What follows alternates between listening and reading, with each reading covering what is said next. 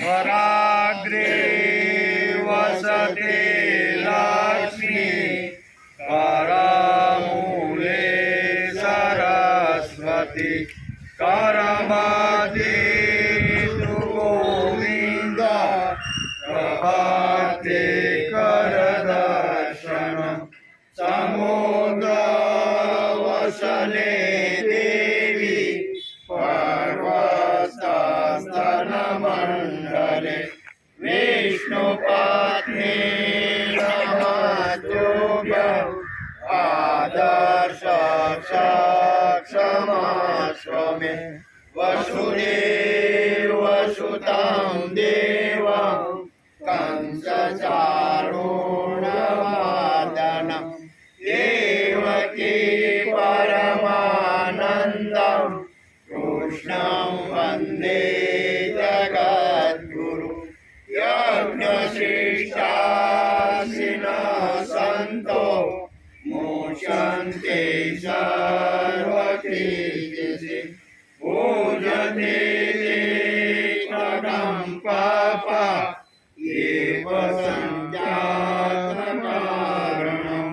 यत्करोषि यदज्ञासि यद्जुहोषि ददासि यत्तपस्यसि कौन्तेय तत्कुरुष्व मदर्पणम् अहं वैश्वानरो भूत्वा प्राणिनां देहमाश्रितः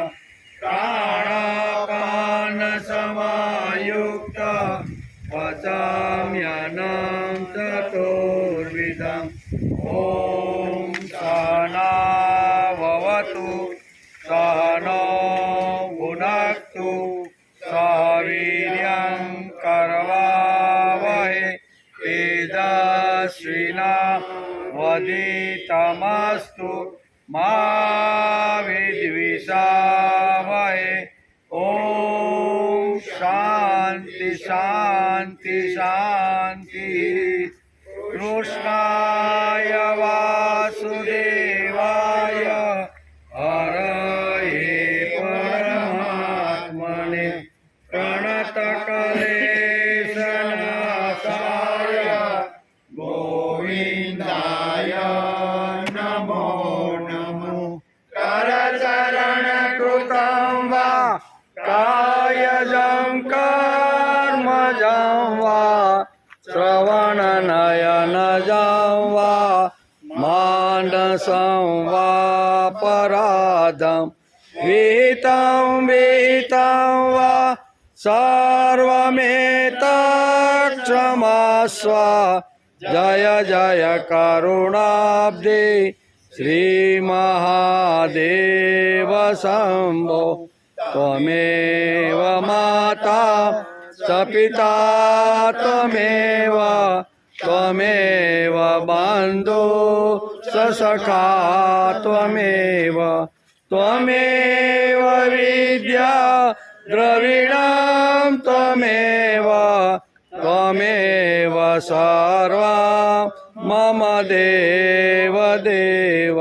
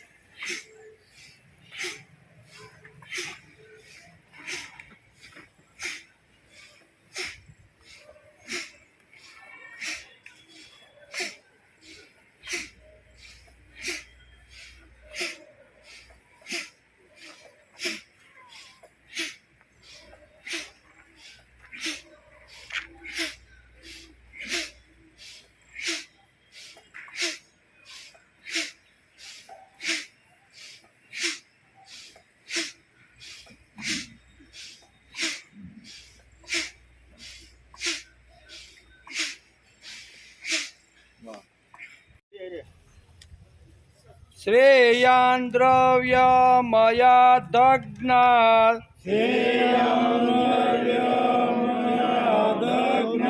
श्रेयान् द्रव्यमयादग्नात्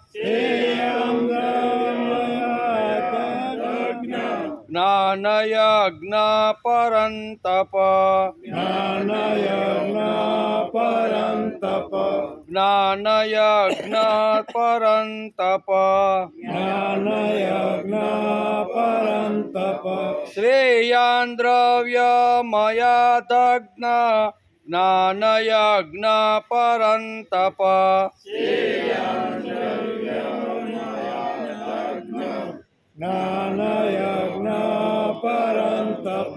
सर्वकर्माखिलं पार्थ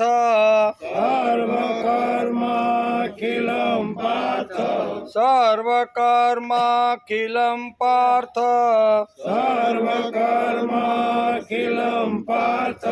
ज्ञाने परिसमाप्यते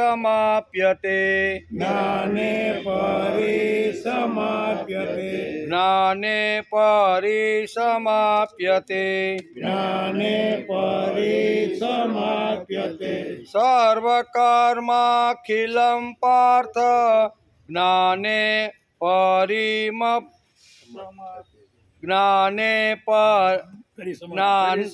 ज्ञाने परिसमाप्यते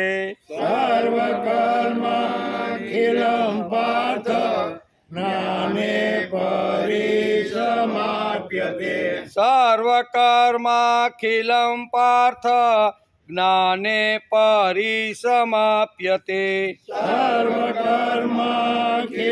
पार्थ ज्ञाने परिसमाप्यते श्रेयान् द्रव्यमयादग्नान् ज्ञानयज्ञ परन्तप सर्वकर्माखिलं पार्थ ज्ञाने परिसमाप्यते श्रेयान् द्रव्यमयादग्न ज्ञानयज्ञ परन्तप सर्वकर्माखिलं पार्थ ज्ञाने परिसमाप्यते तद्विधि प्रणिपातेन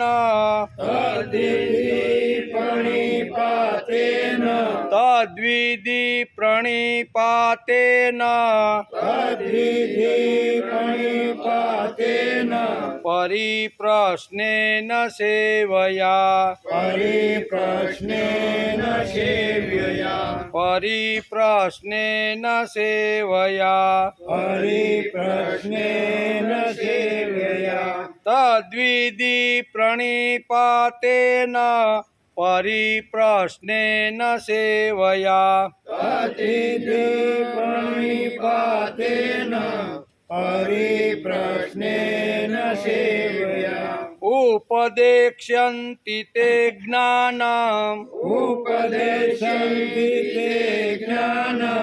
उपदेक्ष्यन्ति ते ज्ञानम्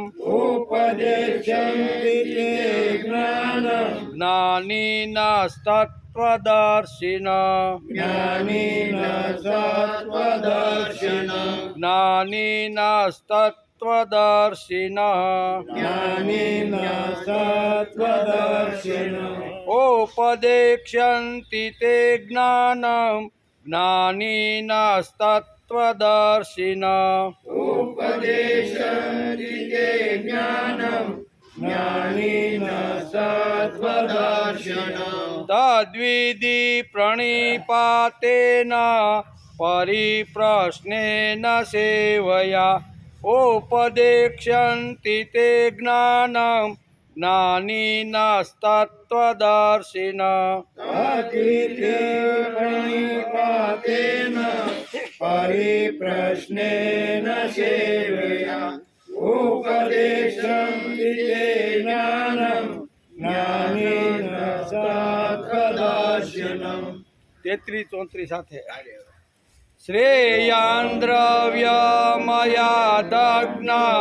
જ્ઞાનયજ્ઞ પરંતપ સર્વકર્માખિલં પાર્થ જ્ઞાને પરિસમાપ્યતે તદ્વિધિ પ્રણિપાતેન પરિપ્રશ્નેન સેવયા ઉપદેક્ષ્યન્તિ તે જ્ઞાનં જ્ઞાનીન સત્વદર્શિન જ્ઞાનીન સત્વદર્શિન હરિ ઓમ દેવસુतं દેવં કંસચાણૂરમર્દનમ દેવકી પરમાનંદમ કૃષ્ણં વંદે જગદ્ગુરુ ગુરુર્બ્રહ્મા ગુરુર્વિષ્ણુ ગુરુદેવો મહેશ્વર ગુરુ સાક્ષાત પરબ્રહ્મ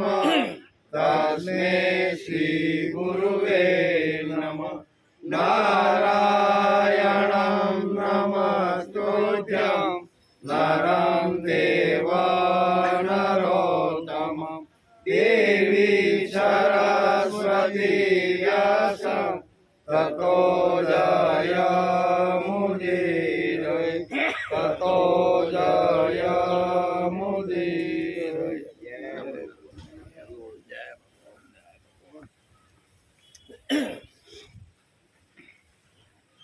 તદ્વિધિ પ્રણિપાતેન પરિપ્રશ્નેન સેવયા ઉપદેક્ષ્યન્તિ તે જ્ઞાનં જ્ઞાનીન તત્વદર્શિન. તદ્વિધિ પ્રણિપાતેન પરિપ્રશ્નેન સેવ્યા. એ તત્વજ્ઞાનને તું તત્વદર્શી જ્ઞાની મહાપુરુષે પાસે જઈને વિધિ પ્રણિપાતેન એટલે જાણી લે. એમને સાષ્ટાંગ પ્રણામ કરી દંડવ્રત કરવાથી સેવયા એમની સેવા કરવાથી તેમજ પરિપ્રશ્નેન સરળ ભાવે પ્રશ્ન પૂછવાથી તે તત્વદર્શી અનુભવી જ્ઞાની શાસ્ત્રજ્ઞ મહાપુરુષ જ્ઞાનમ ઉપદેશયંતી અને તે જ્ઞાનનો ઉપદેશ આપશે. ભગવાને બે વાત અહીં સમજાવવાનો અર્જુનને પ્રયત્ન કર્યો છે. અત્યાર સુધી ભગવાને અર્જુન હથિયાર હાથમાં પાછા લે અને લડવાની શરૂઆત કરે એના માટે ભગવાન ધીમે ધીમે પ્રયત્ન કરે છે. આટલા બધા પ્રયત્ન કર્યા પણ હજી અર્જુનના મનમાં હલન ચલન કાંઈ ચાલતું નથી. પાછલી બેઠક ઉપર જ બેઠો છે. ત્યારે ભગવાને કીધું કે ભાઈ મેં તને આટલી બધી વાતો તને સમજાવી, બરાબર ને, પણ છતાંય હજી તારા મગજમાં જો મેં કીધેલી વાત તારી બુદ્ધિમાં ન ઉતરતી હોય તો તું કોઈ પણ બીજા તત્વદર્શી જ્ઞાની પાસે જઈ અને આ બધું જાણી લે. મારી પાસેથી તને સમજણ ન પડી હોય તો તને અહીંથી જવાની છૂટ છે. અને કોઈ આવા તત્વદર્શી જ્ઞાની હોય એની પાસે તું જા, એની સેવા કર, એને પ્રશ્ન પૂછી લે અને એને સાષ્ટાંગ પ્રણામ કરીને આ તત્વદર્શી જ્ઞાની પાસેથી તું આ બધું જાણી લે. એક વાત ભગવાને આ પણ કરી છે. બીજી વાત ભગવાન અહીંયા અર્જુનને અહીંયા લાલ લાઈટ બતાવતા હોય એવું લાગે છે કે મૂર્ખ, મેં તને આટલી બધી વાતો કીધી પણ છતાંય તારા ભેજામાં હજી ઉતરતું નથી. એટલે ભગવાન અહીં એક લાલ લાઈટ પણ બતાવે છે અને સંકેત પણ કરે છે કે મારી વાત તારી બુદ્ધિમાં ન ઉતરતી હોય તો તું અહીંથી કોઈ તત્વદર્શી જ્ઞાની પાસે જા અને એની પાસેથી આ તત્વજ્ઞાન તું જાણી લે. બે વાતો આ શ્લોકની અંદર ભગવાને અર્જુનને સમજાવવાનો પ્રયત્ન કર્યો છે. એનો આજે આપણે વિચાર કરવાનો છે. આજે શ્રીમદ ભગવદ્ ગીતા ચિંતન શરૂ થયું એ 244મો દિવસ છે. ગઈકાલે આપણે મહાશિવરાત્રિના વ્રતનો થોડોક વિચાર કર્યો. પુરાણોની અંદર જે ભગવાન વેદવ્યાસે જે શિવ પુરાણની અંદર આ બધી જે વાતો લખી છે એનો વિચાર આપણે થોડો ઘણો સમજવાનો પ્રયત્ન કર્યો કે હજારો વર્ષોથી ભારતીય સંસ્કૃતિમાં આવી રીતના શિવ વ્રત એટલે કે શિવરાત્રિના વ્રતનો જે વિચાર ચાલ્યો આવે છે એ શા માટે ચાલ્યું આવે છે, એની પાછળની કથા કઈ છે, એની પાછળનો હેતુ શું છે, એ આપણે ગઈકાલે સમજવાનો પ્રયત્ન કર્યો. એમ કે શ્રીમદ ભગવદ્ ગીતામાં પણ જ્ઞાન યજ્ઞને વિશેષ મહત્વ આપ્યું છે. તેનો વિચાર આપણો ચાલતો રહ્યો છે. અર્જુનના મનમાં આગળ પણ એક પ્રશ્ન હતો કે ઘણા બધા યજ્ઞો તમે મને કીધા, પણ એમાં શ્રેષ્ઠ યજ્ઞ કયો?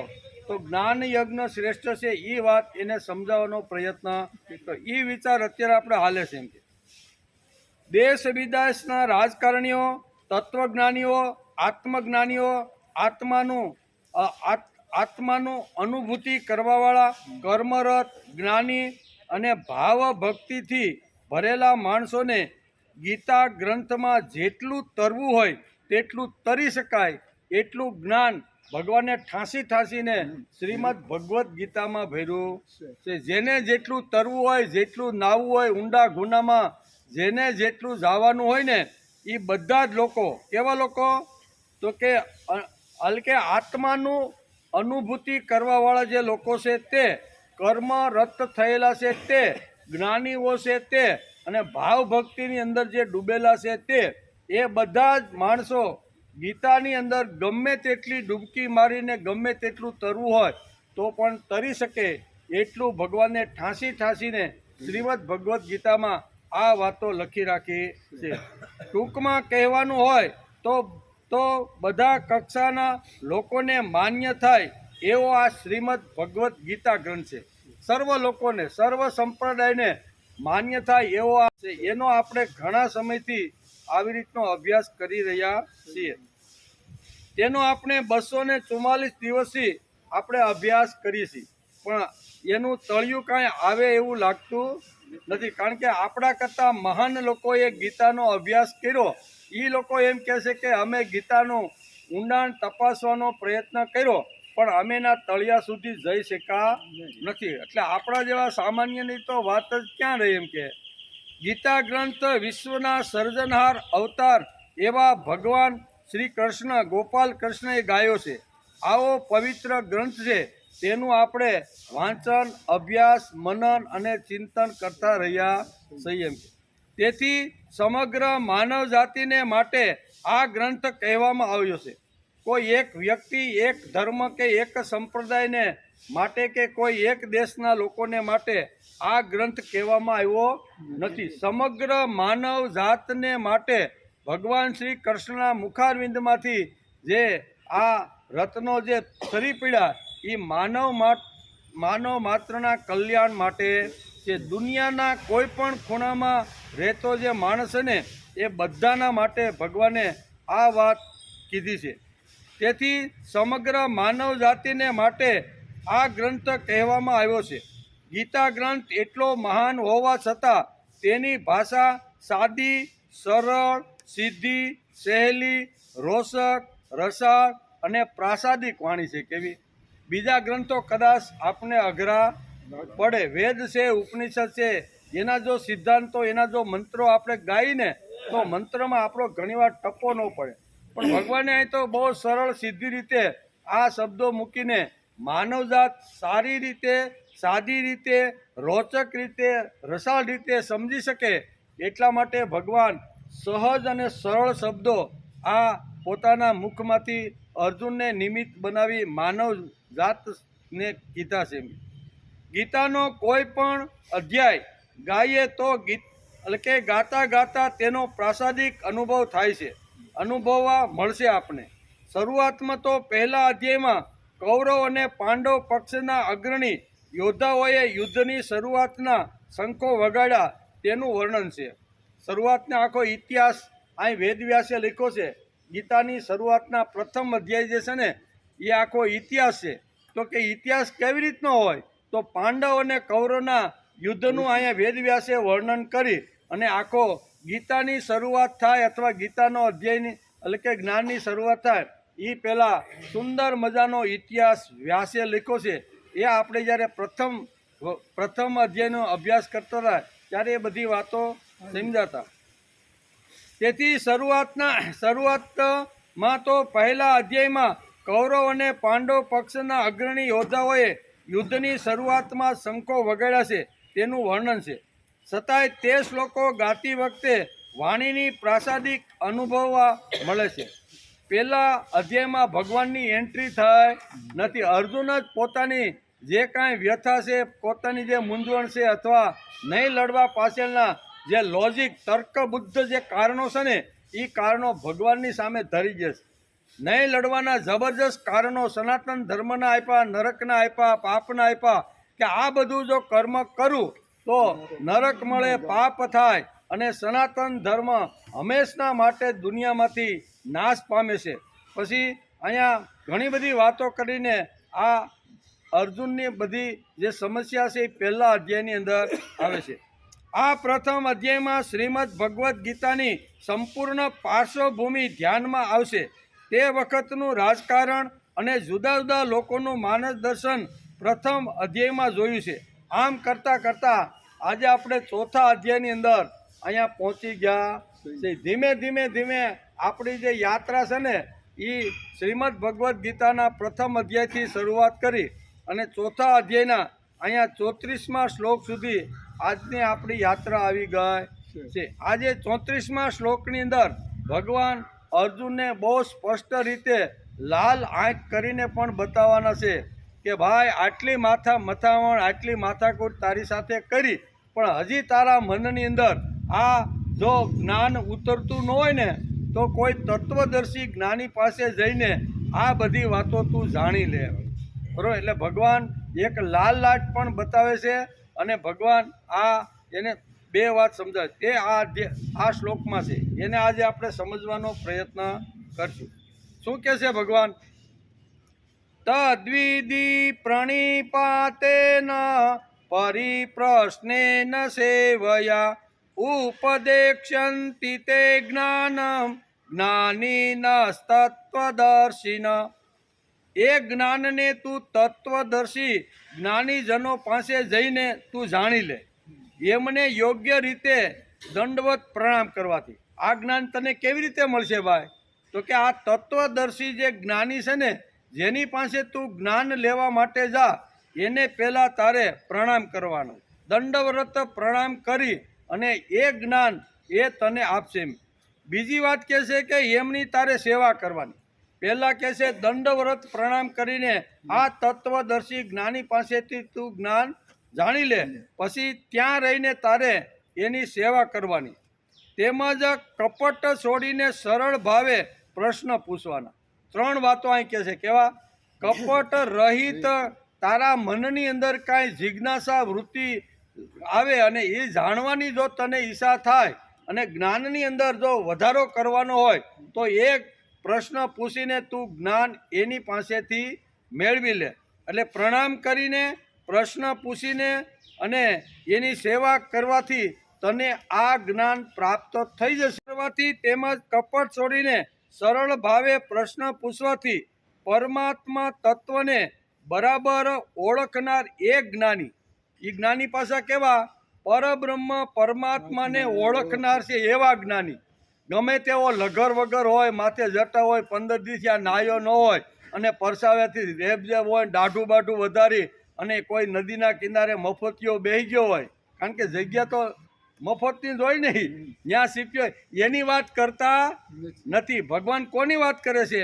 ભગવાન કહે છે પરમાત્મા તત્વને બરાબર જેણે જાણી લીધું છે તે, પરમાત્મા તત્વને બરોબર જેણે ઓળખી લીધા છે તે, આવા તત્વદર્શી જ્ઞાની પાસે જઈ એમની સેવા કરીને, એને પ્રણામ કરીને, એને પ્રશ્ન પૂછીને તું આ બધું જ્ઞાન એની પાસેથી જાણી લે. મેં મારી વાત કીધેલી જો તારી બુદ્ધિમાં ન ઉતરતી હોય તો તું આ રસ્તો છોડીને અહીંથી જઈ શકે છે. એવું ભગવાન લાલ આંખ કરીને અર્જુનને આ વાત સમજાવે છે. એનો આજે આપણે વિચાર કરવાનો છે.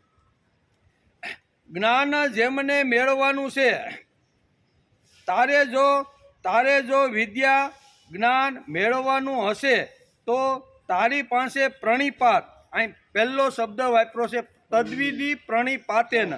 પ્રણિપાત એટલે નમ્રતા. કેવું? કોઈની પાસે જ્ઞાન જો લેવા જવાનું હોય તો માણસની પાસે પહેલાં નમ્રતા હોવી, એટલે કે તદ્વિધિ પ્રણિપાતેન, એટલે કે પ્રણિપાત એટલે નમ્રતા.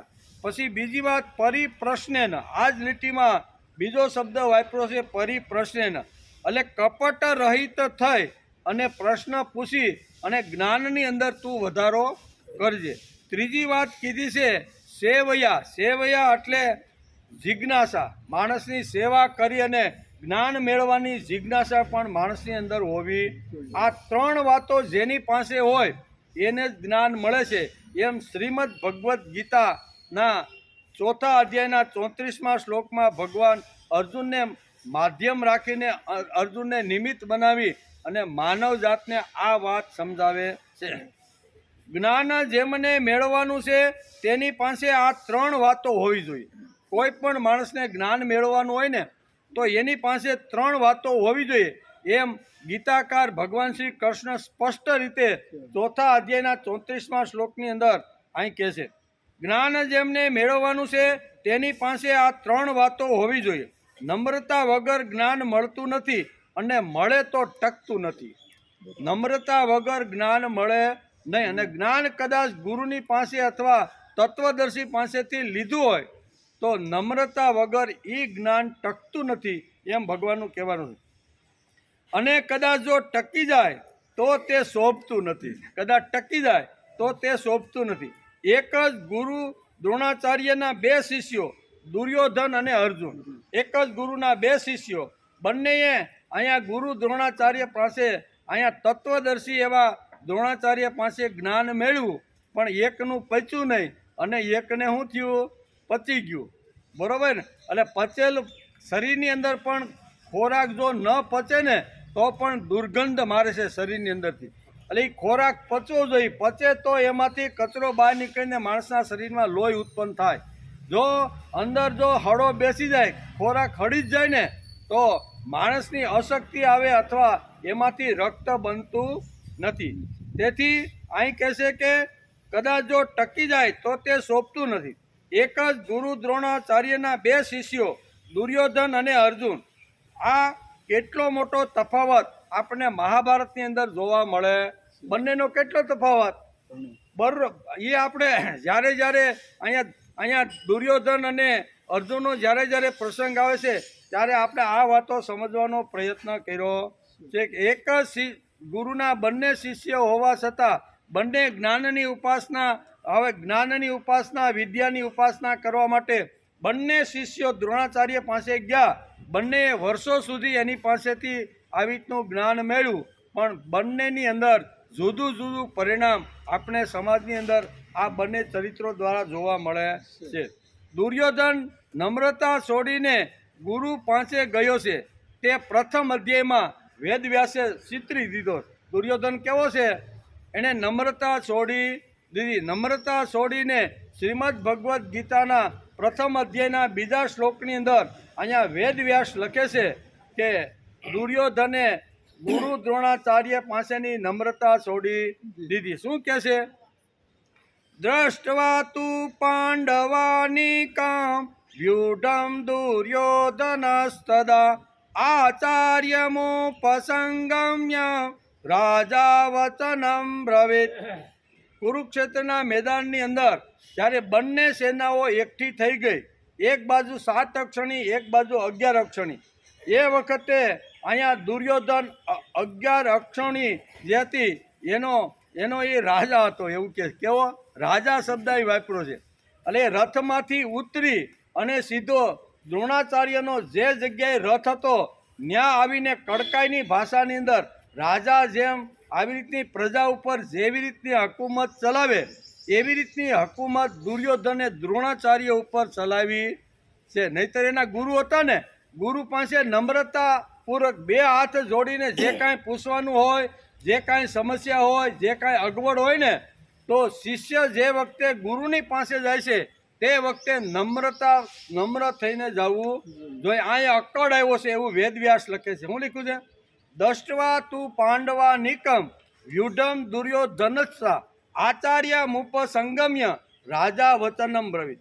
રથમાંથી દુર્યોધન ઉતરો છે અને હાથમાં ગદા ઉલાળતો ઉલાળતો દ્રોણાચાર્યના રથ પાસે આવીને આ રાજા દુર્યોધન આ પ્રમાણે બોલ્યો, એવું વેદ પાસે જવાય નહીં. ગુરુ પાસે જવાનું હોય તો શિષ્ય બનીને જવાય. નમ્રતા રાખીને કોઈ પણ ગુરુની પાસે, કોઈ પણ તત્વદર્શી જ્ઞાની પાસે જો જવાનું હોય ને તો એની પાસે નમ્રતા અથવા શિષ્ય બનીને જવાય.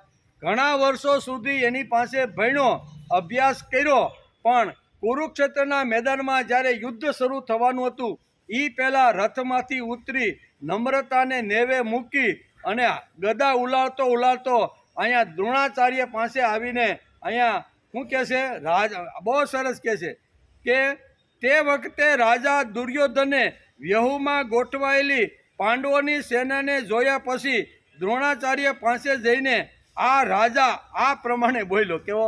ત્યાં રાજા થઈને જવાય?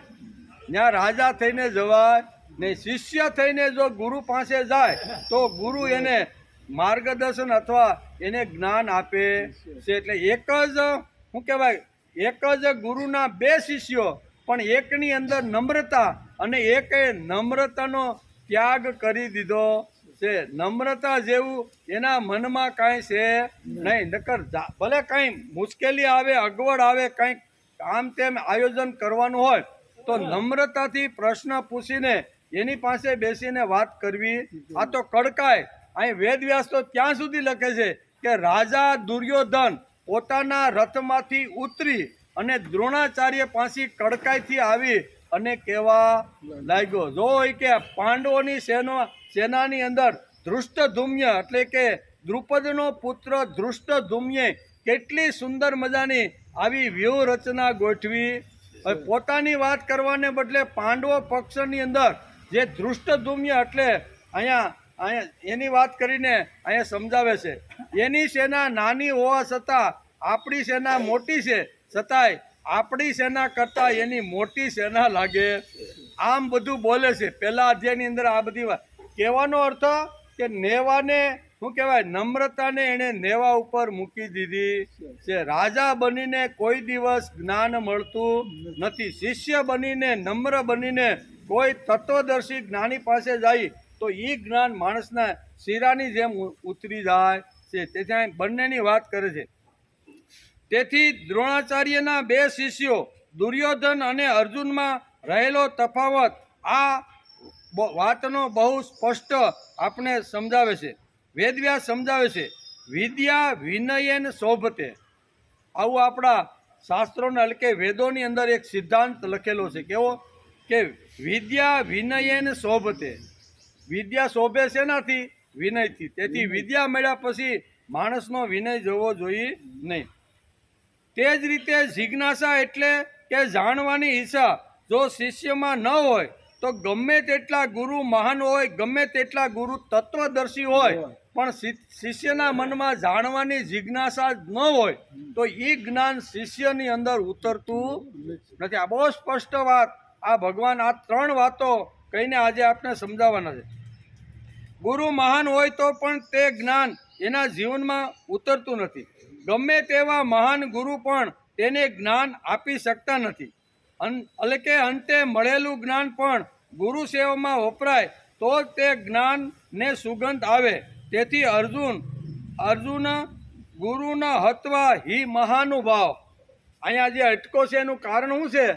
સામે ગુરુજનો બધા આવી ગુરુ છે, પછી અહીંયા પિતામહ ભીષ્મ છે, એટલે લડવાની જ્યારે તૈયારી થઈ ત્યારે આ બધાને જ્યારે એણે જોયા ને ત્યારે અર્જુનના મનની અંદર એક વિચાર ઊભો થયો છે કે જેણે મને શસ્ત્ર અને શાસ્ત્રનું જેણે જ્ઞાન આપ્યું છે, જેને મેં કાયમ માટે મારા ગુરુ બનાવ્યા છે, એવા ગુરુની સામે હું મારું ગાંડીવ કેવી રીતે ઉપાડું? આ એક નમ્રતા છે, કૃતજ્ઞતા છે કે જેણે મને પ્રેમ કર્યો, જેણે મને શસ્ત્ર ને શાસ્ત્રની વિદ્યા આપી છે તેને હું હણી શકું નહીં. આના કરતાં હાથમાં ભિક્ષાનું પાત્ર લઈ અને 5 ઘેરે ભિક્ષા માંગીને હું મારો નિર્વાહ કરી, પણ હું ગુરુની હત્યા કરવા માગતો. હવે આને કહેવાય નમ્રતા, બરોબર ને? એટલે કહેવાનો અર્થ કે ગુરુ દ્રોણાચાર્યના 2 શિષ્ય, એક દુર્યોધન અને બીજો અર્જુન, પણ બંનેમાં હાથી ઘોડાનો ફરક છે. એક ટાંગાવાળાનો ઘોડો હોય તે અને એક દેવોનો ઉચ્છેશ્રવા નામનો જે ઘોડો જે સમુદ્ર મંથનમાંથી જે મળ્યો, એ બંનેમાં જેટલો ફરક છે ને એટલો દુર્યોધન અને અર્જુનમાં ફરક છે. નહીતર જ્ઞાન ગુરુએ એક જ સરખી રીતે જ પીસ્યું છે, બરોબર, પણ છતાંય આ ગુરુ એને આપી શકતા નથી. એનું કારણ નમ્રતાને દુર્યોધને નેવે મૂકી દીધી હતી. તેથી અર્જુન અટકો એનું કારણ એક આ છે. અર્જુન અટકો નકર કાંઈ એ ક્ષત્રિયનો બચ્ચો હતો, એકલા હાથે કેટલા બધા એને યુદ્ધ કર્યા હતા. તો અત્યારે તો ભગવાન જોડે છે ભાઈ, તો ડરવાનું કોઈ કારણ? ડરવાનું કોઈ કારણ જ નથી. ભગવાન વગર પણ ઘણા બધા યુદ્ધો એકલે હાથે એણે જીતી લીધા છે. તો અહીંયા તો ભગવાન જોડે છે, ભગવાન એના સારથી છે, તો અહીં ડરવાનું. પણ ડરવાનું એક કારણ ગુરુ પ્રત્યેનો ભાવ, ગુરુ પ્રત્યેની નમ્રતા, ગુરુ પ્રત્યેનો આદર. ગુરુએ મને આટલો સરસ મજાના શું કહેવાય માટીના પિંડામાંથી સુંદર મજાનું વાસણ બનાવીને જગતના આંગણામાં મને ઉજળો બતાવવાનો જેણે પ્રયત્ન કર્યો છે, એ જ ગુરુને મારે હત્યા કરવાની? પિંડા જેવો હતો, કેવો? ગારા જેવો. ગુરુએ એના ઉપર સુંદર મજાનો ઘાટ ઘડી સંસ્કાર આપી અને જગતની અંદર મને દુનિયાની અંદર શ્રેષ્ઠ ધનુર્ધર જેણે મને બનાવ્યો છે ને, એ ગુરુને હું કેવી રીતે મારું? એક વાતથી અર્જુન આ માટે અટકે છે.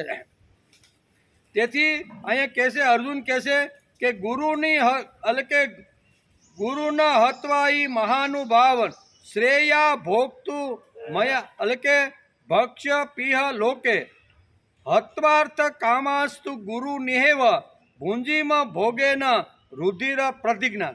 આ અર્જુન કબૂલાત કરે. ગુરુને જોયા પછી કૃતજ્ઞ એટલે બે હાથ જોડીને ભગવાનને પ્રાર્થના કરે છે કે ભગવાન, હું ગુરુની હત્યા કરવા માગતો નથી. હું કહે છે માટે આ મહાનુભાવ ગુરુજનોને નહીં હણીને હું આ લોકમાં ભિક્ષા વૃત્તિ વડે જીવન નિર્વાહ કરવાનું પણ કલ્યાણ જોઉં છું, પણ આને મારીને કલ્યાણ જોતો, આ ગુરુઓને મારીને હું કલ્યાણ જોતો નથી. હાથમાં ભિક્ષાનું પાત્ર લઈ અને મારો જીવન નિર્વાહ થાય એમાં જ મારું કલ્યાણ છે. આમ કરી અને ગુરુ સામે આવતા એક નમ્રતા ઊભી થાય છે. કેમ કે ગુરુજનોને હણીને પણ આ લોકમાં લોહીથી ખરડાયેલા અર્થ અને કામરૂપી ભોગોને જ ભોગવવાના છે ને. કદાચ હાથમાં ગાંડી લઉં અને ગુરુને મારું તો મને હસ્તિનાપુરની ગાદી મળે, અને હસ્તિનાપુરની ગાદી મળે તો ત્યાં તો ગુરુને મારીને જ મેં હસ્તિનાપુરની ગાદી આવી રીતની હસ્તગત કરી છે ને. તો આવા ભોગો મારે જોતવા, ગુરુની હત્યા કરીને મારે રક્તથી રંજીન થયેલા જે ભોગો છે ને એ ભોગો મારે જોતવા નથી. આ અર્જુન અને ઓયલો તો કડક થઈને ગદા ઉલાળતો ઉલતો રથમાંથી ઉતરી અને નમસ્કાર કર્યા વગર સીધો જ પ્રશ્ન કરી દે છે કે જોવો પાંડવોની સેના કેવી રીતની બહુ વ્યવસ્થિત રીતે ગોઠવાઈ ગઈ. આપણી મોટી સેના મોટી છે અને એની નાની હોવા છતાં આપણી સેના કરતાં મોટી દેખાય ને એવી વ્યૂહરચના આ અહીંયા ધૃષ્ટધુમ્યે સુંદર મજાની કહેવાનો અર્થ કે નમ્રતા છોડીને કોઈ પણ કામ સફળ કરાવી શકતું નથી, એ કહેવાનું. કેમ કે ગુરુજનોને હણીને પણ આ લોકમાં લોહીથી હલકે ખરડાયેલા અર્થ અને કામરૂપ ભોગોને જ ભોગવી. ગીતાકારનું કહેવું છે કે શ્રદ્ધાવાન તેમજ સંયમી ને જ્ઞાન પ્રાપ્ત થાય, એમ ગીતાનું કહેવાનું. સંયમી જે હોય અને જે શ્રદ્ધાવાન હોય ને એને જ કોઈ પણ જગ્યાથી જ્ઞાન મળે, નકર જ્ઞાન મળતું નથી. એમ ગીતાકાર આ શ્લોકમાં આગળ કહે છે કે ઉપદેક્ષ્યંતિ તે જ્ઞાનમ જ્ઞાની નસ્તિત દર્શિન. જ્ઞાનનો ઉપદેશ કરનાર મનુષ્ય જ્ઞાની તેમજ તત્વદર્શી હોવો. જ્ઞાનનો ઉપદેશ કરનાર માણસ કેવો હોવો જોઈએ? તો કે તત્વદર્શી, એટલે કે તત્વને જેણે જાણી લીધું છે તે, અને જે શ્રદ્ધાવાન છે તે એવો તત્વદર્શી જ્ઞાની જ્ઞાન આપવાવાળો હોવો જોઈએ. લગર વગર નહીં, રહેવાનું ઠેકાણું નહીં, પછી ગમે તેવા કપડાં પહેરતો હોય અથવા ઓછા પહેરતો હોય, ગમે તેવું આમ અઠવાડિયા 15 દિવસ લગર વગર નાહતો હોય, એની વાત ભગવાન કરતા નથી. ભગવાન તો કહે છે તત્વદર્શી જ્ઞાની, જે જેણે ભગવાનને પ્રાપ્ત કરી લીધા છે તે, અને ભગવાનને સંપૂર્ણ રીતે જેણે જાણી લીધા છે ને એવા શ્રદ્ધાવાન તત્વજ્ઞાનીઓ તને આ જ્ઞાનનો ઉપદેશ કરશે, એમ ભગવાનનું કહેવાનું. તેથી ઉપદેશયંતી તે જ્ઞાન, હું આવા જ લોકો જ્ઞાનનો ઉપદેશ કરી શકે. જ્ઞાની નસ્તત્વદર્શીને, જ્ઞાનનો ઉપદેશ કરનાર મનુષ્ય જ્ઞાની તેમજ તત્વદર્શી હોવો ગમે તેવો નહીં, એમ ગીતાકાર કહે છે. જેની પોતાની પાસે જ જ્ઞાન ન હોય તો તે બીજાને શી રીતે આપી શકે? પોતાની પાસે તો હોવું જોઈએ ને. ગુરુ તત્વદર્શી પણ હોવો જોઈએ. તેના જીવનમાં તપસ્યાનું બળ પણ હોવું, તપસ્યા કરેલી હોય. તપસ્યા એટલે એણે ખૂબ જ ઊંડો અભ્યાસ કરેલો હોવો જોઈએ, તો જ એ સમાજને સારી રીતે દોરીને સમાજને આગળ લઈ જાય. તપસ્યાનું પીઠબળ, જ્ઞાનનું ઊંડાણ અને અનુભવનો નિચોડ, આ ત્રણ વાતો તત્વદર્શી જ્ઞાની પાસે હોવા જોઈએ. અને આવા જેની પાસે આ ત્રણ વાતોનો નિચોડ છે એવા તત્વજ્ઞાની દર્શી પાસે જઈ અને તું આ જ્ઞાન પ્રાપ્ત કરી લે. કઈ વાતો ત્રણ છે? તપસ્યાનું પીઠબળ, જ્ઞાનનું ઊંડાણ અને અનુભવનો નિચોડ. આ ત્રણ વાતો જેની પાસે હોય એને તત્વદર્શી જ્ઞાની કહેવામાં આવે છે, એમ ગીતાકાર અહીંયા 4થા અધ્યાયના 34મા શ્લોકમાં તત્વદર્શી કહીને અહીંયા અર્જુનને આ પ્રમાણે સંબોધન કરે છે. જેની પાસેથી જ્ઞાન મેળવવાનું છે, ટૂંકમાં શિક્ષક કાં તો ગુરુ, વિચારોનો વિદ્વાન અને આચારોનો સજ્જન હોવો. વિચારોનો શું કહે છે? વિચારોનો વિદ્વાન અને આચારનો આવી રીતનો સજ્જન હોવો. એનું આચરણ પણ ખૂબ જ સારું અને વ્યવસ્થિત હોવું જોઈએ. શ્રીમદ ભગવદ્ ગીતાની દ્રષ્ટિએ વિદ્યાર્થી શિક્ષક પરાયણ અને શિક્ષક વિદ્યાર્થી પરાયણ બંને જ્ઞાન પરાયણ, જ્ઞાન સેવા પરાયણ અને સેવા પ્રભુ પરાયણ, આ આખી સીડી બતાવવામાં આપણું શાસ્ત્ર બહુ આપણે ઊંડા કૂવામાં લઈ જાય છે. જેણે જગતની અંદર રહી અને પોતાનો જીવન વિકાસ કરવાનો છે તે, જેણે જ્ઞાન અને વિદ્યા જેણે મેળવવાની છે તે, એ બંને કેવી રીતના હોવા જોઈએ તેનું વર્ણન પણ આપણું શાસ્ત્ર, આપણું તત્વજ્ઞાન કે આપણી ગીતા આપને સમજાવે છે. તેથી અહીંયા વિદ્યાર્થી એટલે કે વિદ્યાથી શિક્ષક પરાયણ હોવો, વિદ્યાર્થી શિક્ષક પરાયણ અને શિક્ષક વિદ્યાર્થી પરાયણ હોવો જોઈએ. આ બંને જ્ઞાન પરાયણ હોવા જોઈએ અને સેવા પ્રભુ પરાયણ હોવી.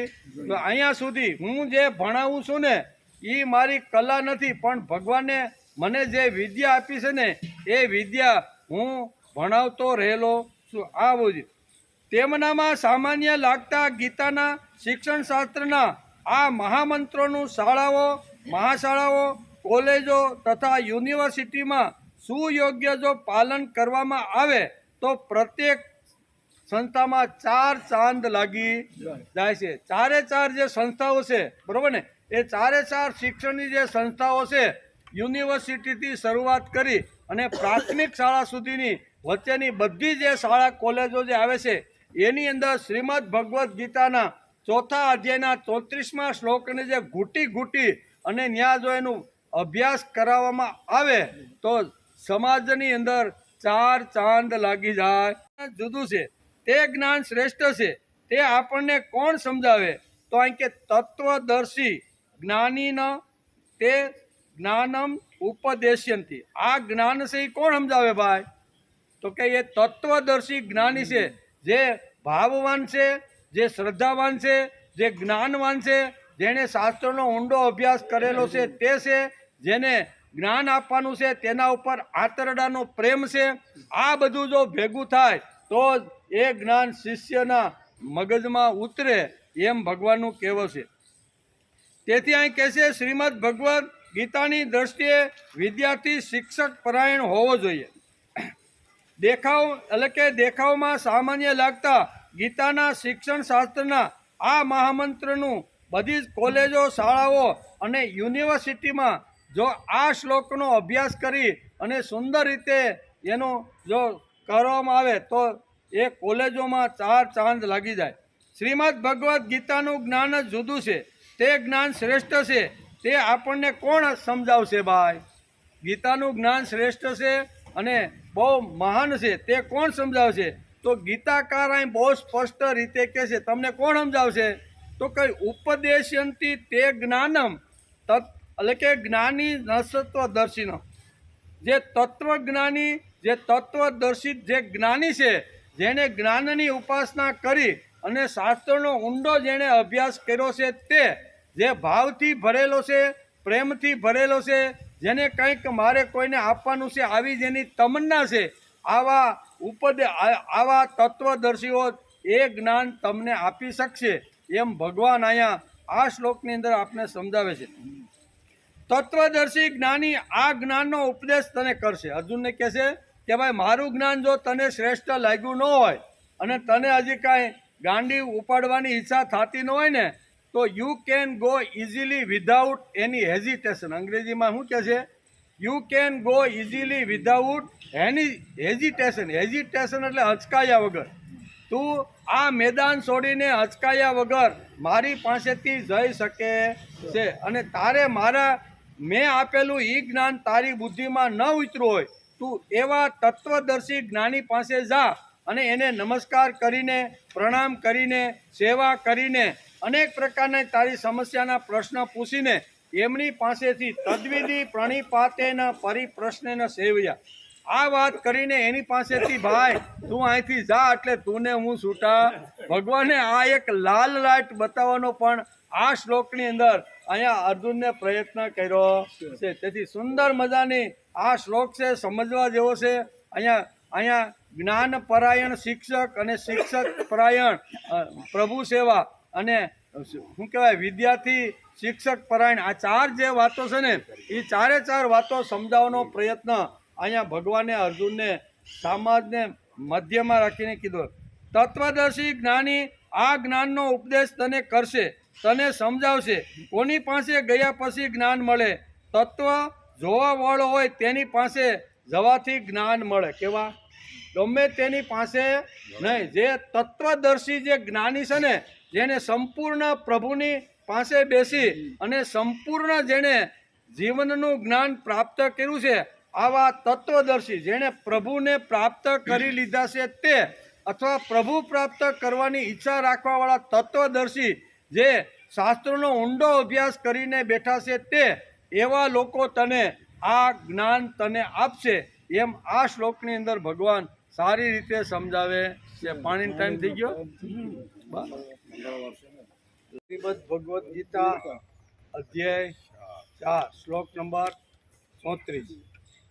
34માં શ્લોકની અંદર ભગવાને બહુ સ્પષ્ટ રીતે માનવ જાત અને શિક્ષણ શાસ્ત્રજ્ઞ જે લોકો છે ને, એને પણ આ શ્લોક સમજાવવાનો પ્રયત્ન કર્યો છે. તદ્વિધિ પ્રણિપાતેના પરિપ્રશ્નેન સેવયા ઉપદેક્ષ્યંતિ તે જ્ઞાનમ જ્ઞાની નસ્તત્વદર્શિનો.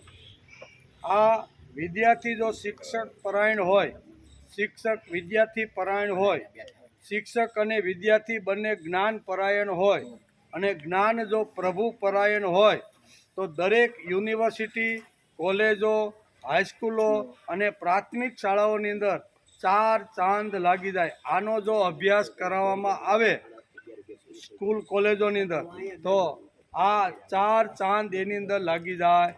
એટલો સરસ મજાનો આ શિક્ષણ શાસ્ત્રજ્ઞો માટેનો આ શ્લોક ભગવાને શ્રીમદ ભગવદ્ ગીતાની અંદર આપેલો છે. તેથી આપણે શરૂઆતમાં જોતા હતા કે શ્રીમદ ભગવદ્ ગીતા કોના માટે? તો કે દુનિયાના પ્રત્યેક માનવ માત્ર માટે છે. પછી માણસ હોય કે પછી શિક્ષણ હોય કે કોઈ સમાજ હોય કે કુટુંબ હોય કે વ્યક્તિ હોય, દરેકને માટે ભગવાને કંઈક ને કંઈક માર્ગદર્શન આપેલું છે. તેથી શિક્ષણ સમાજની અંદર આ શ્લોક જો અંતિમ માણસ સુધી જો લઈ જવાનો હશે ને, તો દરેક શાળા, મહાશાળા, કોલેજો અને યુનિવર્સિટી સુધી આ શિક્ષણ સમાજની અંતિમ માણસ સુધી લઈ જવાનો પ્રયત્ન કરવો જોઈએ. તો આજે કોલેજના ગેટ ઉપર જે આપણા છોકરાને છોકરી જે ઘોડી ચડાવીને મોટરસાઇકલની જે શાળાઓ કરે છે ને, એ બધા બંધ થઈ જાય. આ શ્લોકનું જો ખરી રીતે અનુષ્ઠાન કરીને જો અભ્યાસની અંદર જોડવામાં આવે અને આ વાત, આ સિદ્ધાંતો જો શું કહેવાય આ કોલેજના જે વિદ્યાર્થીઓને ભણાવવામાં આવે ને તો ઘણી મોટી અસર થાય એવી શક્યતાઓ છે. આજે નથી થતી એનું કારણ જાય ભણવા પણ કોલેજનું પગથિયું ચડે નહીં, બહાર ગેટ ઉપર ઘોડિયું ચડાવીને 2-5 કલાક ગાળીને પાછા ઘેરે આવતા રહીએ. આવી હાલત થઈ છે કે નહીં? દરેક યુનિવર્સિટીના દરેક કોલેજમાં આવી રીતની હાલતો થઈ. તેથી આ શ્લોકનું બહુ સરસ રીતે સમજાવવાનો પાંડુરંગ શાસ્ત્રીએ જ્યારે આ શ્લોક ઉપર દાદા જ્યારે પ્રવચન કરતા હતા ને ત્યારે દાદાએ કીધું કે જે શું કહેવાય વિદ્યાર્થી છે એ શિક્ષક પરાયણ હોવો જોઈએ, શિક્ષક વિદ્યાર્થી પરાયણ હોવો જોઈએ, વિદ્યાર્થી અને શિક્ષક બંને જ્ઞાન પરાયણ હોવો જોઈએ અને આ જ્ઞાન છે ને એ પ્રભુ પરાયણ હોવું જોઈએ. આ વાતો જો સમાજની અંદર જો સ્થિર થાય ને તો સમાજની અંદર ઘણી બધી વાતો થાય છે. એમ આ શ્લોકની અંદર સમજાવવાનો પ્રયત્ન કરે છે. એનો આપણે વિચાર કરીએ છીએ. આપણે આ બધા મંત્રો ગોખવાવાળા છીએ. ઋષિય મંત્ર દ્રષ્ટા, ઋષિઓ મંત્ર દ્રષ્ટા હોય છે. તેમને મંત્ર દેખાય છે, જીવન દેખાય છે. જેને તત્વજ્ઞાન દેખાય છે તે તત્વદર્શી જ્ઞાની પાસેથી જ જ્ઞાન મળે. એકાદ માણસ જ્ઞાની હોય પણ જો તે તત્વદર્શી ન હોય તો આ વાત સંભવિત બનતી નથી. જ્ઞાની હોય પણ તત્વદર્શી ન હોય તો એની પાસેથી આ વાત શક્ય બનતી નથી. કદાચ તે જન્મ જન્માંતરનું ભાથું લઈ આવ્યો હોય, તે તત્વદર્શી થઈ જાય પણ તેની પાસે જ્ઞાન ન જાય. આમ ગીતાનું કહેવું છે. કેટલાક અભ્યાસથી જ્ઞાની થાય છે પણ તત્વદર્શી ન થાય. ગીતાકાર કહે છે કે જ્ઞાની નસ્તત્વદર્શિની. આવા જ્ઞાની પણ છે અને તત્વદર્શી છે. એવા તત્વદર્શી જ્ઞાની પાસેથી તું જ્ઞાન મેળવી લે. એમ અર્જુનને ભગવાન આ રીતે કહે છે. એટલે જ્ઞાન તેમના પૂરતું રહે. ઉપરાંત તત્વ સુધી પહોંચવાનો જેમનો વિકાસ થયો છે તે તત્વદર્શી જ્ઞાની કહેવાય. ઊંડાણ પ્રભુ સુધી પહોંચવાનો જે જ્ઞાની પ્રયત્ન કરે છે ને એને તત્વદર્શી જ્ઞાની.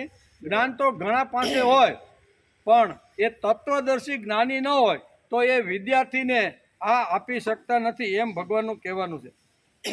એટલે કે પોપટિયું જ્ઞાન નહીં, ખરેખર હું ભગવાનનો છું એમ કેવળ બોલીને ન ચાલે. હું ભગવાનનો છું એમ બોલીને ન ચાલે.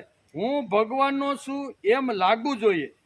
બોલવું જુદું અને લાગવું જુદું. તેથી અહીં તત્વદર્શી શબ્દ ભગવાનને વાપરો છે. પોપટિયું જ્ઞાન તો ઘણા પાસે હોય. ટીવી ખોલો ને એટલે નકરા પોપટિયા જ્ઞાનના જ બધા ઉપદેશો શરૂ થઈ ગયા હોય છે. પણ એનું ઊંડાણથી જીવન જોવા જઈએ તો આપણને એમ લાગે છે કે આ વાત કાંઈક કરે છે અને જીવન કાંઈક જુદું છે. એટલે પોપટિયા જ્ઞાનની વાત ભગવાન આ અર્જુનને સમજાવતા નથી. ભગવાન કહે છે તારે જેની પાસે જ્ઞાન લેવાનું છે એની પાસે શાસ્ત્રનો ઊંડો અભ્યાસ હોવો જોઈએ. એની પાસે ભાવ અને પ્રેમની મૂડી હોવી જોઈએ.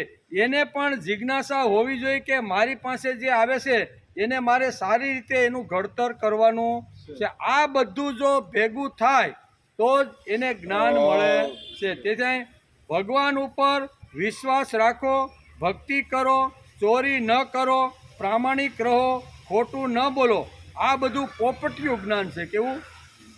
આ પોપટિયા જ્ઞાનની વાત ગીતાકાર કહેતા નથી. ગીતાકાર કહે છે તદ્વિધિ પ્રણિપાતેન પરિપ્રશ્નેન સેવયા.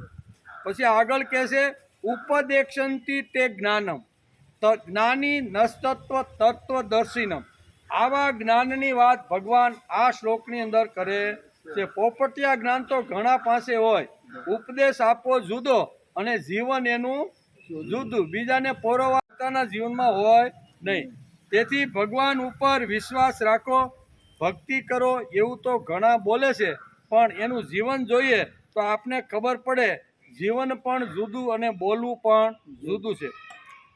તેથી ભગવાને લાલ લાઈટ બતાવતા અહીંયા તત્વ મસી એટલે કે તેન ત્વન ઉપનિષદો પણ આનું સમર્થન કરે છે કે માણસની પાસે તત્વદર્શી જ્ઞાન હોવું, પોપટિયું જ્ઞાન નહીં. અને એના માટે આપણા ઉપનિષદો કહે છે. શું કહે છે? તત્વમસી એટલે તેન ત્વમ અસી. તેનો તું છો. તેનો એટલે ભગવાનનો. હું તત્વમસી એટલે તેન ત્વમ અસી, તું તેનો છે. તસ્ય તમ અસી અને તત ત્વમ અસી, આ ત્રણ તત્વમસીના અર્થો તેનો તું છે એટલે કે તેન ત્વમ અસી તેનો તું છે, તસ્ય તમ અસી એટલે તેનો જ તું છે, અને ત્વમ તું એટલે એ જ તારી અંદર છે. આ ત્રણ પ્રકારની જે વાત તત્વમસી છે એ પણ આપણે અહીંયા ઉપનિષદો કહે છે. તેને લીધે હું છું, કેવું ત્વમ તસી એટલે કે કીધું તેન ત્વમ અસી, ભગવાનને લીધે હું છું. આ જેને સમજણ છે એનો હું છું એમ જેને લાગે છે અને તે જ હું છું. તત્વમસીમાં એટલે કે છે ત્વમ તત અસી એટલે તેનો તે જ હું છું. એવી રીતનું જેને અંદરથી લાગે છે તેને તત્વદર્શી જ્ઞાની કહેવામાં. હું તેનો છું અને હું તે જ છું એ જેને લાગે છે એને તત્વદર્શી જ્ઞાની કહેવામાં આવે છે. આ તત્વજ્ઞાનનો અર્થ જીવનમાં અને વ્યવહારમાં જોનાર હોય તે જ્ઞાની નસ્તત્વદર્શીની, એમ ભગવાન ચોથા અધ્યાયના 34મા શ્લોકની અંદર આ કહે છે. ગીતાકાર કહે છે કે તેની પાસે જો તમે જશો તો તમને એની પાસેથી જ્ઞાન મળશે. તત્વદર્શી જ્ઞાની પાસે એટલે કે જઈને જ્ઞાન કેવી રીતે મળવાનું, તો કે આ જ્ઞાન મેળવવાનો રસ્તો ગીતાકાર આપણને દેખાડે છે. આ જ્ઞાન જો તત્વદર્શી જ્ઞાની પાસેથી જ્ઞાન મેળવવાનું હોય તો ભગવાન આપણને આ રસ્તો દેખાડે છે. કયો રસ્તો, તો કે ગીતાકાર કહે છે કે આ જ્ઞાન મેળવવાનું એક સ્વતંત્ર પદ્ધતિ છે. આ જ્ઞાન જો તારે મેળવવાનું હોય તો અર્જુનને ભગવાન એક સ્વતંત્ર પદ્ધતિ સમજાવે છે. એક સ્વતંત્ર પદ્ધતિ છે, તેનો શબ્દે શબ્દ સમજવા જેવો છે. ભગવાનના મુખારવિંદની આ વાણી છે. જ્યાં સુધી એક હૃદય બીજા હૃદય જોડે બોલે નહીં તેવી સ્થિતિ આવતી નથી ત્યાં સુધી ગીતાનું જ્ઞાન હૃદય, મન અને બુદ્ધિમાં ઉતરતું. હૃદયની સાથે બોલવું જોઈએ તો જ આ જ્ઞાન માણસની બુદ્ધિમાં ઉતરે. જ્યાં સુધી એક હૃદય બીજા હૃદય જોડે બોલે નહીં ત્યાં સુધી આ જ્ઞાન માણસના જીવનમાં ઉતરતું નથી. તત્વદર્શી જ્ઞાની પાસે જઈને કોઈ કહે કે મને આ જ્ઞાન ભણાવો તો તે તત્વદર્શી એને જ્ઞાન ભણાવશે નહીં. સીધો જઈને કોઈ કહે કે તમે મને જ્ઞાન ભણાવો તો તત્વદર્શી સીધું જ્ઞાન ભણાવે નહીં. કદાચ તે ભણાવે તો પણ ભણનારના મગજમાં તે જ્ઞાન આવે નહીં. દુર્યોધનના મગજમાં આવ્યું નકર એક જ ગુરુના બે શિષ્યો હતા, એકના મગજમાં બેસી ગયું, બીજાના મગજમાં બેસ્યું. અર્જુનના મગજમાં બરોબર દ્રોણાચાર્યનું જે તત્વદર્શી જ્ઞાન હતું ને એ બધું એના મગજમાં ઉતરી ગયું. કદાચ તે ભણાવે તો પણ ભણનારના મગજમાં તે જ્ઞાન આવે નહીં. ભગવાન શ્રી કૃષ્ણે કહેલું જ્ઞાન ગીતાનું જ્ઞાન સંજયે ધૃતરાષ્ટ્રને કહ્યું પણ ધૃતરાષ્ટ્રને તેની દ્રષ્ટિ મળી જ નહીં. શું કે ધૃતરાષ્ટ્રને તેની દ્રષ્ટિ મળી નહીં. ધૃતરાષ્ટ્ર તો આવું બોલે છે કે આ બધા લોકોએ ભેગા થઈને મારા છોકરાને મરાવી નાખ્યા. કોણ જાણે કયા જન્મનું હું આ પાપ ભોગવી રહ્યો છું. ત્યારે વ્યાસ લખે છે, આ બોલે છે કે કયા જન્મનું પાપ છે કે મારા દીકરા 100 અહીંયા મારી હયાતીની અંદર આ લોકોએ ખલાસ કરી નાખ્યા. કયા પણ એની બુદ્ધિમાં, એના મનની અંદર, એના હૃદયની અંદર ઉતરતું નથી, એના હૃદયમાં ઉતરતું નથી. તેથી તત્વજ્ઞાન આ એક દર્શન છે. તેનાથી દ્રષ્ટિ બદલવાની છે, નજર બદલવાની છે. આવું જ્ઞાન કેવી રીતે મળે એ રસ્તો ગીતાકાર આ શ્લોકની અંદર આપણે બતાવે. આ દ્રષ્ટિ કેવી રીતનું મળે, જીવન કેવી રીતનું મળે, આ બધું જો મેળવવાનું હોય તો એના માટેના કયા કયા ઉપાયો હોય એ બધા જ ઉપાયો ભગવાન તદ્વિધિ પરિપ્રશ્નેના સેવયા આમ કરીને ચોથા અધ્યાયના 34મા શ્લોકની અંદર ભગવાન આ રસ્તો બતાવે છે. જ્ઞાન જો શીરાની જેમ અંદર ઉતારી અને જીવનની અંદર લાવીને એ પ્રમાણે જીવવાનો જો પ્રયત્ન કરવાનો હોય તો ગીતાનો આ શ્લોક સમાજને આ રીતે સમજાવે છે. તદ્વિધિ પ્રણિપાતેના પરિપ્રશ્નેન સેવયા આ 3 વાતોથી જ્ઞાન મળે એમ ગીતા સમજાવે છે. 3 વાતો જો જેના જીવનમાં આવે તો જ એને તત્વદર્શી જ્ઞાની જ્ઞાન આપી શકે, અને એ જ્ઞાન આપે તો જ આ 3 વાતો હોય તો એના જીવનમાં શીરાની જેમ ઉતરે. જેની પાસેથી જ્ઞાન મેળવવાનું છે તેની સામે વિનયથી એટલે કે નમવાનું, આ પહેલી વાત છે. જેની પાસેથી જ્ઞાન મેળવવાનું છે એની પાસે વિનયથી નમ્રતાથી એને નમવાનું છે. ગીતા ગોખવી જુદી, ગીતા સમજવી જુદી, અને ગીતાની નજર આવવી જુદી. આપણે બધા સાથે મળીને ગીતા સમજવાની કોશિશ કરી રહ્યા છીએ. આ ગીતા જેવો જે તત્વજ્ઞાનનો જે આવો જે શું કહેવાય ગુડ જે તત્વજ્ઞાન ગીતામાં ભગવાને જે કીધું છે એને આપણે પ્રામાણિક બુદ્ધિથી સમજવાનો પ્રયત્ન કરીએ છીએ. બીજી વાત છે પ્રણિપાતેન. બીજો શબ્દ અહીં ભગવાને આ શ્લોકની અંદર વાપર્યો છે. કેવો? પ્રણિપાતેન. પ્રણિપાતે એટલે અતિ નમ્રતા. કેવી?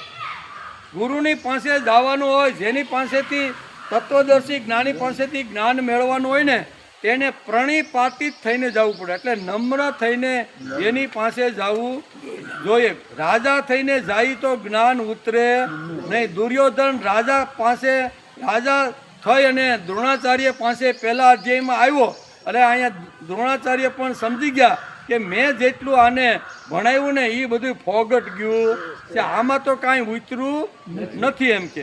તેથી બીજી વાત છે પ્રણિપાતેન એટલે અતિ નમ્રતાથી તેની પાસે જા એમ ગીતાકાર કે. તદ્વિધિ પ્રણિપાતેન પરિપ્રશ્નને સેવ્યા. હે અર્જુન, તારે જો મારી પાસેથી જ્ઞાન તને જો બરોબર તારા જીવનમાં ન તને ઉતર્યું હોય એવું લાગતું હોય ને તો હું તને એક રસ્તો એ જ્ઞાન લેવા માટેનો બતાવું છું. આવા તત્વદર્શી પાસે જઈને આ જ્ઞાન તું મેળવી શકે છે. તળાવમાં પાણી ઘણું છે, પાણી ભરવા માટે ઘડો પણ છે, પરંતુ ઘડો વાંકો વળે તો જ તેમાં પાણી ભરાય. 2 કલાક સુધી ઘડાને તમે એમને રાખો તો અંદર પાણી આવતું વડલાઈટે ભલે નહીં 2 કલાક બેહી, પણ ઘડાને જ્યાં સુધી એને ઊંધો આમ ત્રાહો ન કરી ત્યાં સુધી તળાવમાંથી જેમ ઘડામાં પાણી આવતું નથી ને એમ ઘડામાં પાણી આવે ને. આપણી બુદ્ધિમાં જો પાણી ભરવાનું હોય ને તો થોડોક ત્રાહો કરવો પડે. મોબાઈલને ઘેરે રાખીને આવો પડે. અહીંયા બેઠા બેઠા મોબાઈલમાં વાત કરીએ તો એ ઘડામાં કોઈ દી ગમે તેટલી ગીતા વાંચો, ગમે તેટલું તત્વજ્ઞાન વાંચો, ગમે તેટલા મહાભારત અને રામાયણની વાતો વાંચો, પણ એ જ્ઞાન વાંકા વેળા સિવાય ત્રાહા થયા વગર એની અંદર જાતું નથી. ત્રાહું થવાનો થોડો ગીતા વાંચ્યા પછી, ગીતા સાંભળ્યા પછી થોડોક ત્રાહું થવાનો પ્રયત્ન કરવો. 2 કલાક ત્રાહું થવાનું. કેટલું? પછી ભલે નહીં મોબાઈલ સાથે તમતારે બાકીની કલાકો રમે રાખો તમતારે, પણ અહીંયા આપણે અહીં પાછા બેઠા બેઠા વાત કરીએ. ક્યાં? ખુરશી ઉપર ઊભા થઈને બહાર જવાની પણ આપણે તસ્તી લેતા નથી. એટલે આ ઘડામાં કોઈ દી પાણી આવે ભલે નહીં ગમે એટલું અહીં માણસ બે કે આપણે તો 2 કલાક આપણે એક જ દિવસ ભાંગા વગર 2 કલાક બેઠા છીએ, પણ આવું તો મનમાં ચાલુ જ હોય તો એ ઘડામાં પાણી ભરાતું નથી. બહુ સ્પષ્ટ આ ઘડાનું ઉદાહરણ આપીને પાંડુરંગ શાસ્ત્રી દાદા પોતાના પ્રવચનમાં આ વાત સમજાવવા માગે છે. તેથી એટલે કે તળાવમાં પાણી ઘણું છે, પાણી ભરવા માટે ઘડો છે, પરંતુ ઘડો વાંકો વળે તો જ તેમાં પાણી ભરી શકાય. વાંકો ન વળે તો 2 કલાક સુધી ગમે તેટલું સાંભળ્યું હોય તો એ બાયપાસ થઈ જાય. કેવું? બાયપાસ થઈ જાય. તેથી તત્વદર્શીની પાસે વાંકા વળવું જોઈએ, અતિ નમ્રતાથી તેની પાસે જવું જોઈએ. તેવી જ રીતે જ્ઞાની માણસે પણ નમ્ર થઈને એને બધી જ વાત સમજે. જે કાંઈ પ્રશ્ન પૂછે એની નમ્રતાથી એની પાસે બેસીને વાત કરવી જોઈએ. જ્ઞાનને માટે નમ્રતા અને જ્ઞાનીને માટે પણ નમ્રતા, બંને માટે. જ્ઞાન માટે પણ નમ્રતા હોવી જોઈએ, તેમ જ્ઞાની માટે પણ નમ્રતા હોવી જોઈએ. જ્ઞાનીને પણ જે જ્ઞાન લેવા માટે આવ્યો છે એની પાસે પણ નમ્રતા વાપરવી. આ ત્રિકોણીય જંગ છે. 3 જંગની અંદર જો માણસ નમ્ર બને તો જ જ્ઞાન બરોબર બુદ્ધિની અંદર સ્થિર થાય છે, નકર સ્થિર થતું નથી. જ્ઞાનને માટે નમ્રતા અને જ્ઞાનીને માટે પણ નમ્રતા જોઈએ. નમ્રતા એટલે અહંકાર રહિતતા. દરવાજાની બહાર બધું મૂકીને આવવાનું. આ ગેટ રહ્યો ને, ત્યાં જે કાંઈ વ્યવહાર છે, કામના છે, વાસના છે, ભોગ છે, ધંધો છે, નોકરી છે, જે કાંઈ છે ને એ 2 કલાક ક્યાં રાખવાનું? બહાર. અહીંયા થેલી, દરરોજ એક થેલી લેતી આવવાની.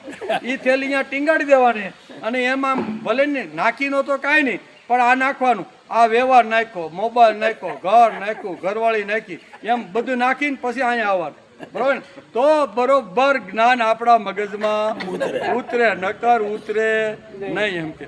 તેથી કે છે લેવાનું છે તેને માટે આદર હોવો જોઈએ અને તેના જેવું થવાનું છે એવી અભિલાષા હોવી જોઈએ એમ જોઈએ. તદ્વિધિ પ્રણિપાતેના પરિપ્રશ્નને સેવ્યા. પરિપ્રશ્ન કરવો એટલે જિજ્ઞાસા પૂર્વક જે કાંઈ મનમાં કાંઈ પ્રશ્ન હોય ને એ પ્રશ્ન જિજ્ઞાસાથી જેની પાસેથી જ્ઞાન મેળવવાનું છે એને જિજ્ઞાસા વૃત્તિથી પ્રશ્ન પૂછી લેવા. કોઈ પણ સંકોચ રાખ્યા વગર આપણે ક્યાંય અજવાળું મળતું ન હોય, અંધારું બધે જડતું હોય, મળતું હોય અને એમાંથી જો બહાર નીકળવાનું હોય તો કેવી રીતે નીકળે છે એ બધી જ વાતો મનની અહીંયા તત્વદર્શી જ્ઞાની પાસે બેસીને પૂછી લેવી જોઈએ. તત્વદર્શી જ્ઞાની જ્ઞાન આપે છે. આત્યંતિક આત્મીયતા નિર્માણ થયેલી હોય ત્યારે તે જ્ઞાન સંકર થાય, નકર થાય છે. બંનેની, એક તો બોલવાવાળો અને સાંભળવાળો, બંનેના જો એક હૃદય થાય, એક વિચાર થાય તો જ એ જ્ઞાન બંનેમાં સંકર થાય છે. તેમાં એક આત્મા બીજા આત્મા જોડે, એક હૃદય બીજા હૃદય જોડે બોલતું પણ ન હોય તો એ જ્ઞાન જીવનની અંદર ઉતરતું નથી એમ કે. કોઈને એટલે કે કોઈને સમજાવતું નથી તો પણ જ્ઞાન ઘણીવાર સંક્રાંત થઈ જાય. ઘણીવાર દ્રષ્ટિ પડે ને, ભલે એકાબીજા બોલે નહીં પણ બંને પ્રત્યેનો આદર ને ભાવ એટલો બધો હોય તમન્ના બંનેની, તો બોલ્યા વગર અને આવી તો કીધા વગર જ્ઞાન ઘણીવાર સંક્રાંત થઈ જાય તે ખબર જ પડી જાય એકાબીજાને. તેથી કોઈને એટલે કે સમજાવતું નથી તો પણ જ્ઞાન સંક્રાંત થાય છે. જ્ઞાન સંક્રાંત થયા પછી માણસ બદલતો જાય, જીવન વિકસિત થતો જાય. તેને ખબર પણ ન પડે તેમ તે બદલતો જાય. ખબર ન પડતા ધીમે ધીમે હળવે હળવે આ તત્વદર્શી જ્ઞાની પાસે માણસ જો જાય તો હળવે હળવે ધીમે ધીમે એની અંદર બદલ થાય એમ ભગવાન આ શ્લોકમાં કહે છે. તેને ખબર ન પડે તેમ તે બદલતો જાય. આ જ્ઞાન મળ્યા પછી શું થાય તેનું વર્ણન ભગવાન આગળના શ્લોકમાં કહેવાના છે. આ જ્ઞાન મળ્યા પછી અહીંયા જેણે જ્ઞાન મેળવી લીધું છે તેનું જીવન કેવી રીતનું બદલી જાય છે એ બદલવાની વાત ભગવાન અહીંયા 4થા અધ્યાયના 35મા શ્લોકની અંદર કરે છે. તેથી આજે આપણે ભગવાનને જે ઉત્તમ વાત જે સમાજની સામે જે મૂકી અને આખા શિક્ષણ શાસ્ત્રને જો બદલવાનું હશે ને તો વિદ્યાર્થી શિક્ષક પરાયણ હોવો જોઈએ. શિક્ષક વિદ્યાર્થી પરાયણ હોવો જોઈએ. વિદ્યાર્થી અને શિક્ષક બંને જ્ઞાન પરાયણ હોવા જોઈએ અને જ્ઞાન પ્રભુ પરાયણ હોવું.